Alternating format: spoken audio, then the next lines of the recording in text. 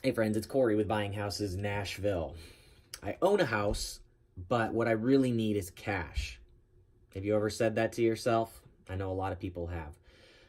Owning a house can be a great investment, but a lot of times it's more of a curse than it is a blessing. Things break, roofs leak, wood siding gets old and rotten, bricks crack, showers, toilets, they leak. Sometimes there's things that even are going on that you don't even know about, like in your crawl space. When's the last time you've been in your crawl space? Do you even want to go in your crawl space? There could be termites, there could be brown recluse spiders, cockroaches, moisture, wood rot, mildew, mold, fungus.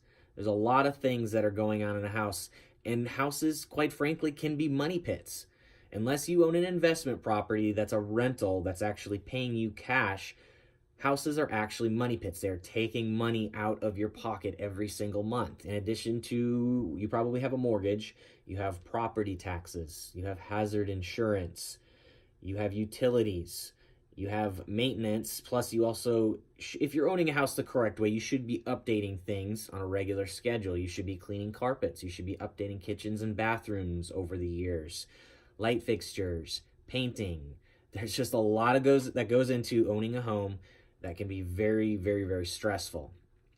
Not to mention wear and tear that comes from pets, kids. Look, I've got 2 kids. Both of them have pooped and puked outside of the bathroom at some point, and I know we're not the only ones that's happened to. So all those things add up to a lot of stress, a lot of weight on your shoulder. So if you've ever said to yourself, I have this house, but what I really need is cash, you might need to consider selling your house.